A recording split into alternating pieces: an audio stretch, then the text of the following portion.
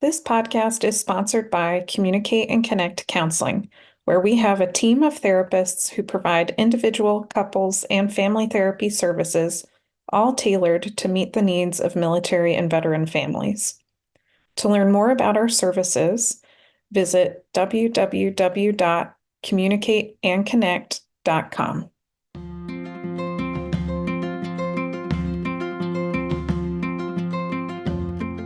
Welcome back to the Communicate and Connect podcast. This is episode 41, Recovering from Divorce with Karen McMahon.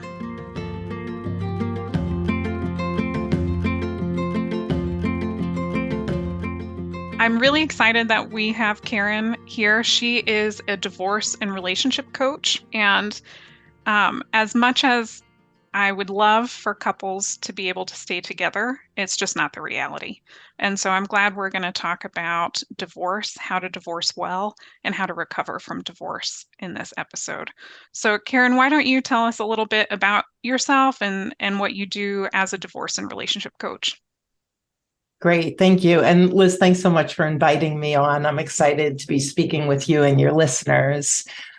Yeah, my story started way back in 2002. I married late. I was in my mid 30s. I had two children in diapers still, and things had just really unraveled. And I didn't know anything about high conflict personalities or my part in all of what was going on. I just knew that things had gone sideways very quickly. And it took me 3.5 years from the time I finally got off the fence, which took forever, and decided to file until I was divorced. And so mine would fall into the high conflict divorce category. I was in sales. It was such an emotional hot mess. I lost almost all my clients. I had friends bringing food to the back door because my ex, who was still living with us, wouldn't give me money to buy food. The police got involved. CPS got involved. The court got involved. So I always describe my divorce as a living hell and the best thing that ever happened to me. Yeah. And the reason for that is by the time I emerged, and because early on I found a 12-step program which talks about keeping your side of the street clean and keeping the focus on yourself, which was between that and my therapist, just a lifesaver to just focus on what did I bring to the table and what part of this is mine, because his part seemed so clear and obvious and blaring to me, as with so many of us going through divorce. So I emerged a better version of myself. And I remember saying to my best friend, while the last 3.5 years was hellacious, if I had to do it all over again to be the person I am today versus the person I was entering it, I would do it on a dime. And I felt so strongly about that. And I think that's what catapulted me into leaving commercial printing, which was a dying industry, and saying, what do I want to do? And when I found coaching,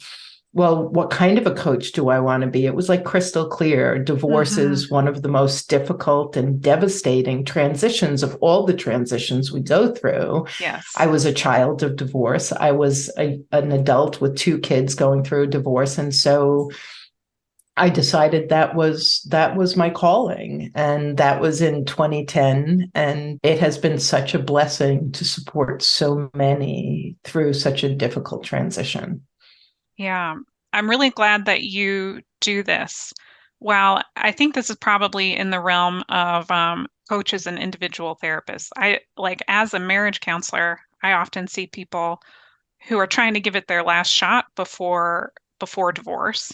But once there's a decision to go through divorce, then I have to refer them out, because I can only work with the couple together.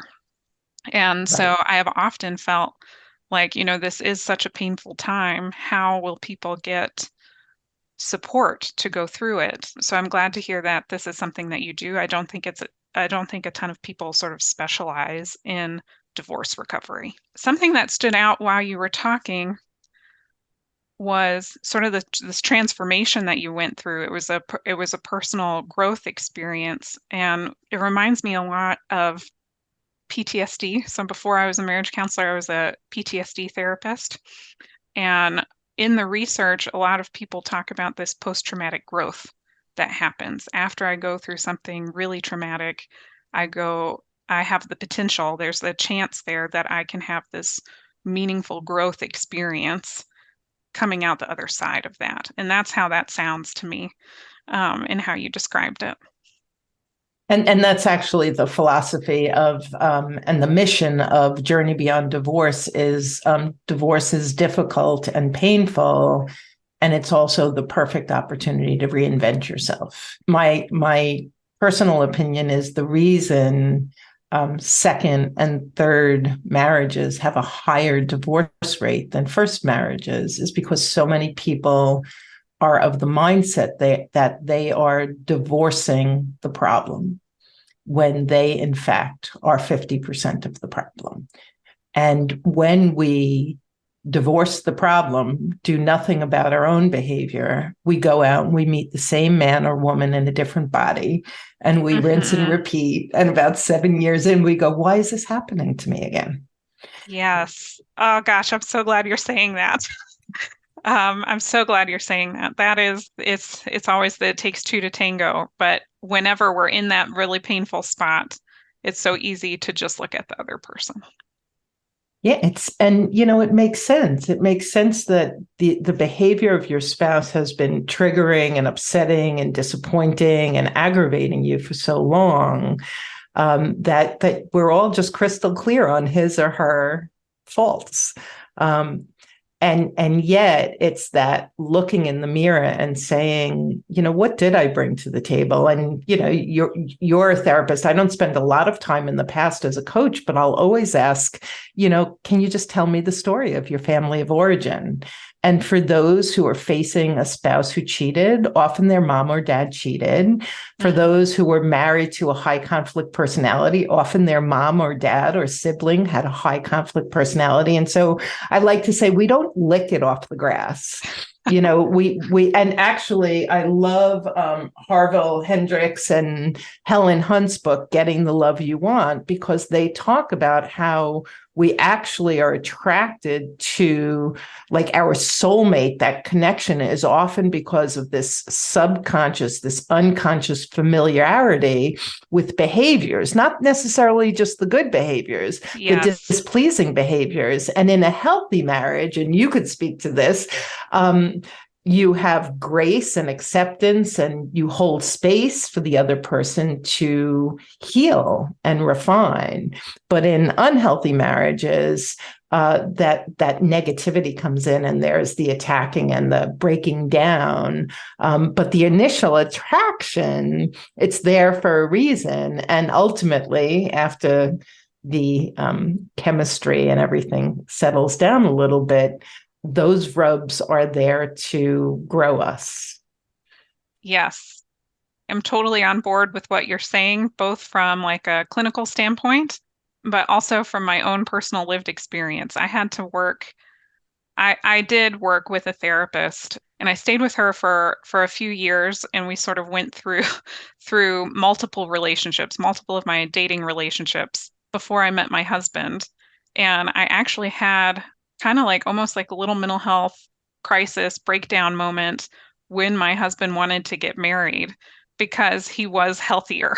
He didn't meet those subconscious things that had led to so much passion. It felt like passion, but it was also these unhealthy behaviors that I was drawn to in other people. And it took so much work on the inside of me. He's great. But it took a lot for me to be like, okay, Liz, you got to stay here with what's healthy for you and work on, just because I'm drawn to something that's unhealthy doesn't mean that that is what is ultimately good for me. And, I love that you're saying that. And what I tell my clients, especially as they're post-divorce and maybe dipping their toe in the dating pool, if it feels familiar, you're probably in the wrong neighborhood. Yes. Right? Uncomfortable, unfamiliar is good when familiar has led you down a path of marrying in an unhealthy way. And so yeah, that discomfort with all of the healthiness of your soon-to-be husband makes perfect sense, right? And we resist that, and yet it's like, well, I've gone the other direction. It hasn't worked so well for me. Maybe this unfamiliar is good. Maybe that's telling me I'm on the right path. Yes. Yeah. I would say it's worked out for me overall. There are still moments where I have like that fear of like almost like fear of healthy, but yeah, it's gone well. So in prepping for our episode, I was trying to do some research on divorce rates and how it compares in the general public versus military couples, because this podcast is so focused on helping military couples sort of overcome the challenges, the unique challenges of military life, to improve their relationships. And I really struggled to find accurate data for military couples. I did find in some different articles about the general population, and I know you mentioned this, it's like 40 to 50% of first marriages end in divorce and 60% of second marriages. I didn't find the third. It actually goes, it knocks on 70, if you could believe it. Oh, wow. Okay, yeah. Well, based on our discussion of like the subconscious draw, I can believe it. But and let's see, what else did I find? It said 40% of divorces happen in the first 5 years of being married, 67 by 10 years. The things that I found for military couples were really varied. Some of it was like a couple decades old, so I didn't want to pull it. And some of it was not from very credible sources. I found a lot of stuff from lawyers, divorce lawyers, and I was like, I don't know, I'm not going to go with your data. Yeah. But what I did find in the research was that female service members in particular are at a greater risk for divorce than male service members. And enlisted females have the highest rates of divorce, and it's actually double the rate of divorce for enlisted men. And this also is seen in veterans. So after the service member gets out of the military, female veterans are also twice as likely as female non-veterans to be divorced. And so this is just a big chunk of the population who are experiencing divorce. And if I go back to this idea of traumatic growth, the way that I work comes from attachment theory.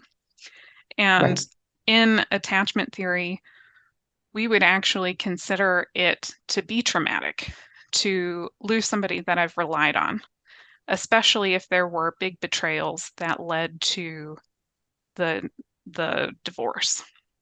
That sort of shatters something on the inside of me where I have this feeling of safety and security, and that my body actually can have similar symptoms as PTSD when this happens. And so the recovery of this is really hard, can be long, and is often very painful. So again, I'm glad we're talking about this and going to the idea of like coaching versus counseling. I love that you look for some generational patterns, and are thinking about the subconscious pools. I think the trauma piece is probably where counselors come in, is how do I recover from the pain of the trauma part of what I went through? Can you tell us a little bit about how that's different from what you do as a coach? Yeah, no, that's such a great question. And I'll say oftentimes when we're dealing with people who are in these traumatic situations, and another one that we deal a lot with is high conflict divorce. That's a specialty of ours. So when you've been married to someone with a personality disorder where you're just constantly thinking you're insane and not understanding, trying to bring reason where reason doesn't exist. There's that PTSD and there's that need for psychological support, which is not what we offer. And so many of our clients will actually create a hybrid of support where they'll see their therapist one week and their coach the next week. And so what's the difference? We don't, we're not mental health experts. The beautiful thing, Liz, that you do is you can explain and help them understand what's happening and why it's happening, and connecting those dots psychologically, and even the healing and the way you go about the healing. For us, we start with the thoughts. And so I will always, I've just recently suggested to a couple of new clients, we can continue to work together, but I really encourage you to speak to a mental health expert. And when we would have conversations, something would come up and I'd say, why don't you take that to your therapist next week? That's a really key part, not my wheelhouse. So what I do is I help clients take a look at, how are you thinking? So for us, we say it starts with the thought after the event. So you have a thought, your thought is hardwired into your emotion, and then your emotion, your feeling is hardwired into your action. So if the thought is, I'll use one that people entering divorce often feel, either I'm going to walk away penniless, I'm going to be homeless, I'm not going to have my kids, I'll never find love again, and I'll be alone. So those aren't realities. Those are stories. He cheated on me or she cheated on me, and so I'm never going to be able to trust someone again. You work with the pain and the wounds of being cheated on. I take a look at, okay, let's look at the story. That's a story. And so first of all, let's look at, how do you feel? What is the emotion that comes up when you're ruminating about that story? It's not fact. Fact is you were cheated on. Fact is you're going through a divorce and money might be tight. The story of I'm going to be homeless, I'm going to be penniless, I'm never going to... That's a story. That's fiction. And it's actually a nightmare fiction. So as you ruminate about this nightmare, how do you feel?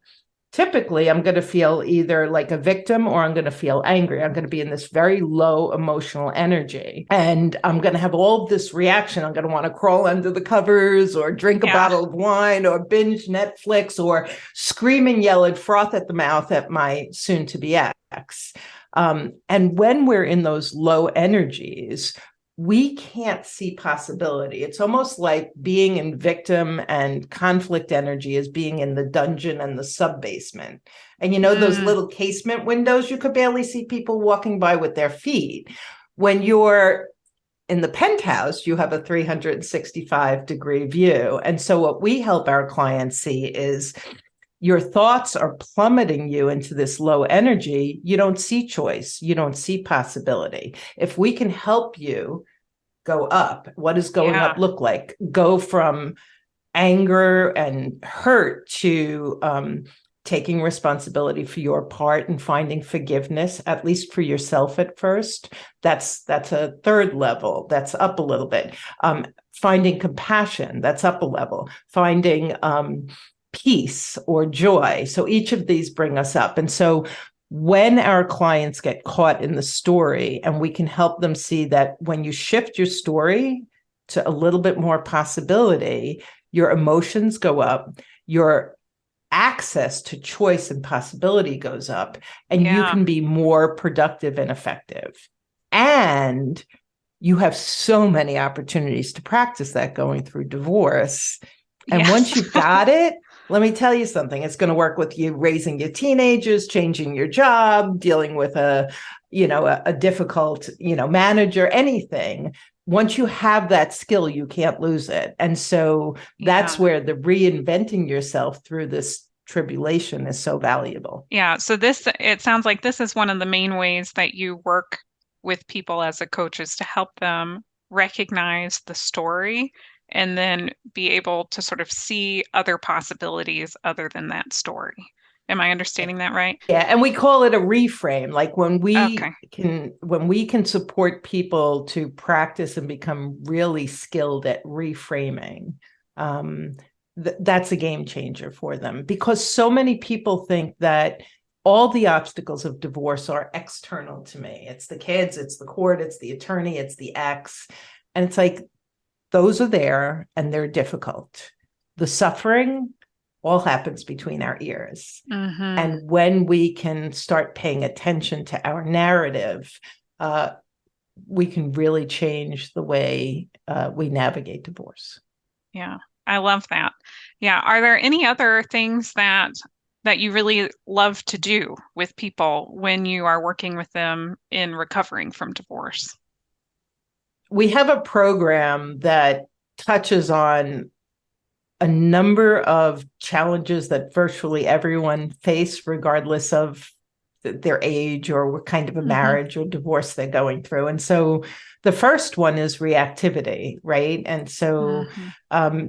it, we're all going to be somewhat reactive. I was raised with a mom who I would refer to as a rageaholic when I was young, and so that was what was modeled for me. Yeah. And so we were each. Some people are what's modeled for them is get quiet, go inside, shrink, be quiet, isolate.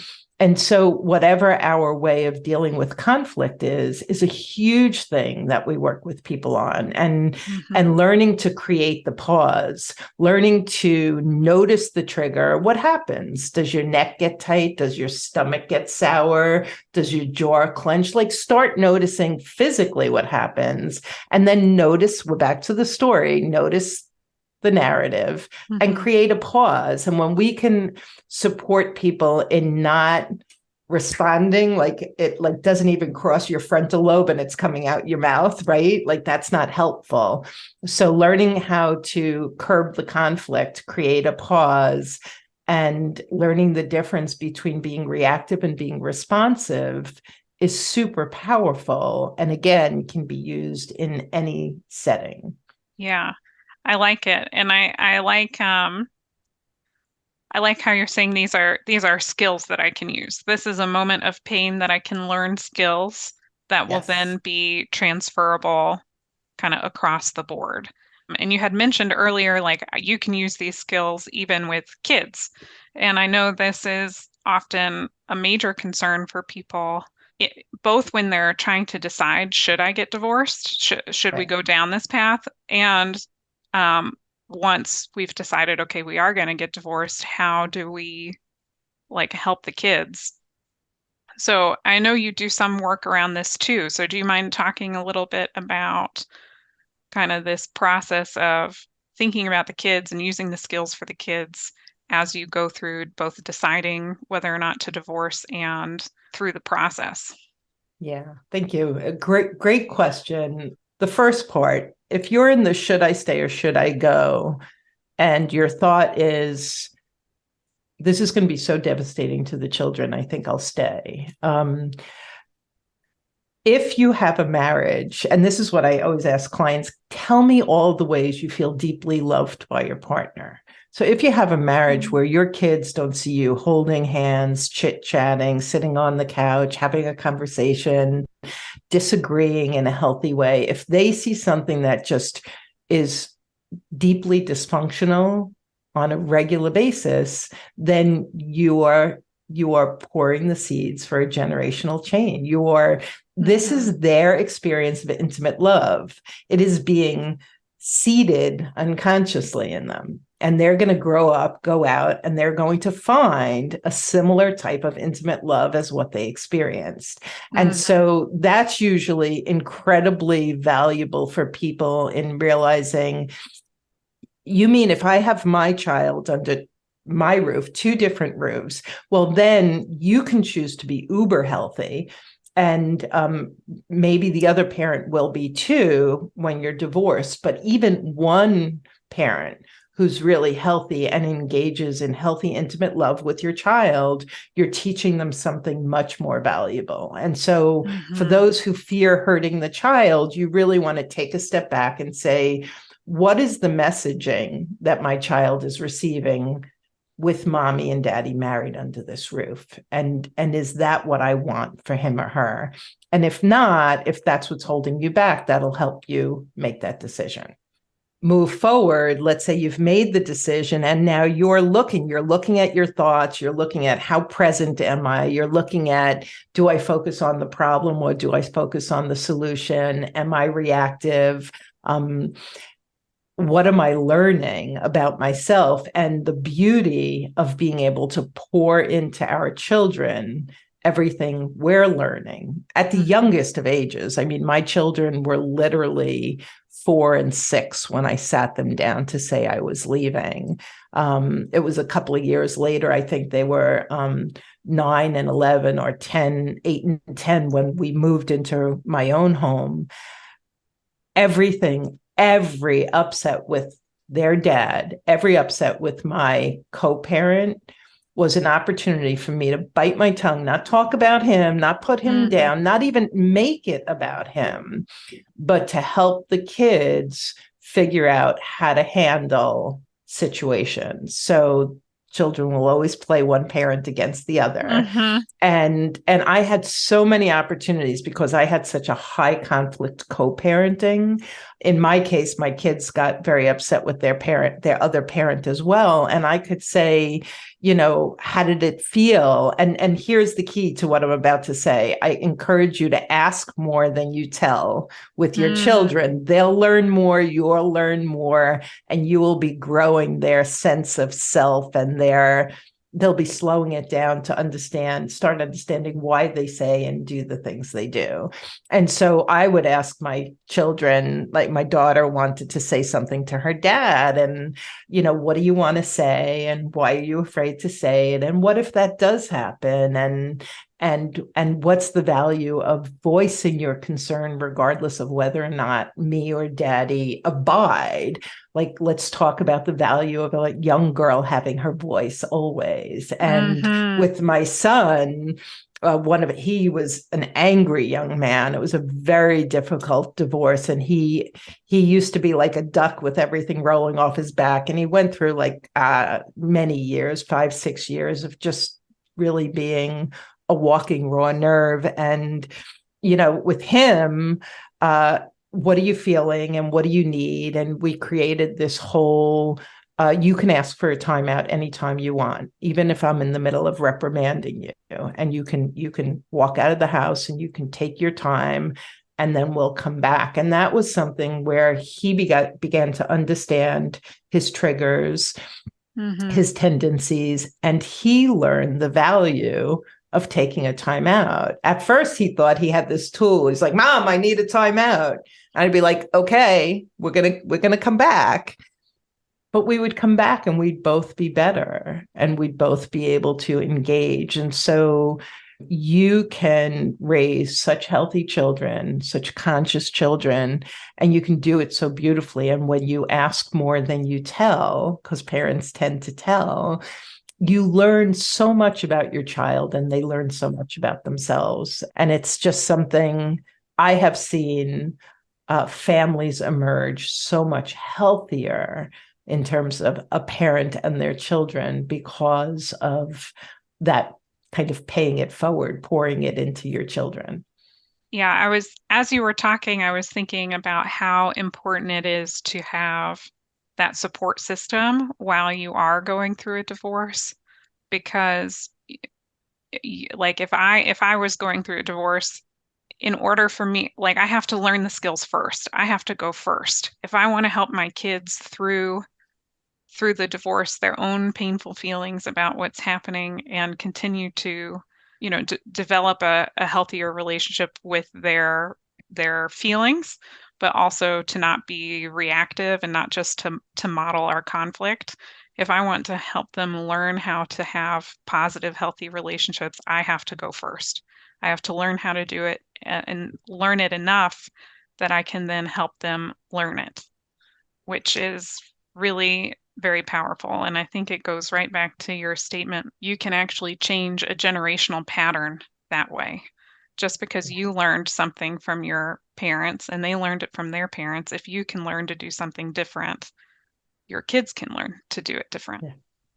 And my children are now 24 and 26. And what's so incredible is as they enter a relationship, they'll come back to me and talk about where they see mom and dad in themselves and their partners. I've had one of my children raise the issue of codependence, and that they're noticing their own codependent behaviors, and what can I do about that? And I mean, my son came to me once and said, could you, because I'm so supportive and encouraging, he said, you're always telling me how good I am. Could you critique me, because I want to be a better man? I want to be a better version of myself. And to me, I was like, well, if that isn't like the greatest gift in the world, Yeah. that he would come to me with that question, and that he would be introspective enough to, in his mid 20s, at the time he was 23, 24, to say, this is something that's important to me. And we went through a severely high conflict divorce, and their dad is a difficult guy to be in relationship with. And they've emerged, certainly with wounds. I don't want to Hmm. candy coat it. Like they need their therapy. They've got their trauma to work through. But there's also their brilliance and the beauty that I see, that just, that just delights me. And I'm just thinking that's so different than most 23-year-olds I know, to be self-reflective and insightful and intentional about who I want to be and where I want to go. I'm also thinking about the fact that he could come to you with that. Just it demonstrates how much safety he has in relationship to you. Yeah. And if I could just comment on the safety, I was just talking to a client the other day. Her children are older and grown. Whether your child is 4 or 14 or 40, you do not ever, ever, ever tell them about the divorce, about the problems with the other parent. When you do that, you become an unsafe person for them to come to when they're having problems. And if you always see where they can be better and you critique a lot, you become an unsafe parent. And when you can, the way I love looking at it is, we always have a pot of flowers and a pot of weeds in front of us, and we always choose which one we're going to pour our miracle grow into. Uh-huh. And your children, you want to always pour into the beauty that you see. And there's a good way of critiquing, which is you pour into the beauty, you comment on the issue that needs to be addressed, and then you wrap it in, you're great and amazing, and I love you, and I know you can do this, and I'm here for you, or whatever. The more you criticize, or the more you criticize the ex, the less safe you are.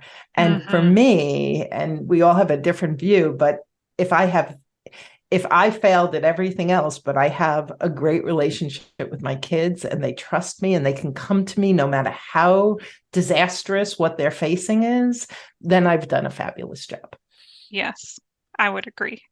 I feel like you have given us so much, like so many tips and tools throughout this whole discussion, even like recommendations, the programs that you run. I'm wondering if you have any sort of like final takeaways for military couples who are either facing the decision if we should divorce, or who have decided we are going to divorce, and how they can be thoughtful and intentional about the recovery process. I'm a big fan of snippet sayings that stick with you. And so Okay. one of my favorites is, every upset is a setup for personal work. And I if you like think that. about it, if you're in a marriage that's struggling, you have oodles of opportunity to be upset. And if every time you're upset, instead of looking at him or her across the room, you slow it down and look in, like, why am I triggered? What is my story? What is my reaction? You end up using the pain and the struggle to grow yourself, even while you're in fact, the best place to grow is while you're still in it with that other person, because there's a lot of upsets. So every upset is a setup. Keep the focus on yourself, and you will grow through whatever your tribulation is. Yeah, I love that. So I'm thinking, some people listening to this episode are probably going to want to contact you in some way. Can you share how they could get in touch with you, or sort of like the services that you provide in case they want to work with Yeah. you? Thank you so much. So first we have a podcast that has a series on virtually everything. And I plan on doing a series on military divorce in the next year or so, but we don't have that yet. But high conflict, high net, life after divorce, divorce roadmap with all the logistics. And so Journey Beyond Divorce is the podcast. Journey Beyond Divorce is also the website. And on the homepage of our website, we invite you into a free rapid relief call. We've got a new program, Get Off the Fence and Leave Your Difficult Marriage. We've got another accelerated divorce program that talks about some of the 12 steps. And so you'll find all of that at Journey Beyond Divorce. So click, join our mailing list and reach out. And the rapid relief call is a session, a private session with a coach to see how we can help you. And that's free. It's our gift. So that's a great one to grab. Okay, great. Well, thank you so much for being on the podcast. Liz, thanks so much for what you do and for inviting me on to speak to you listeners.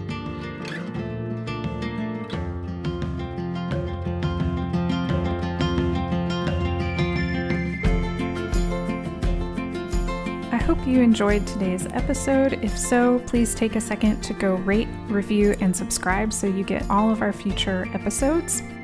Make sure to check out the show notes to sign up for our free 10-week relationship email course. This email course is really designed for people who are maybe having trouble with communication or connection in their relationship, and helping them develop some quick wins right away to start improving it.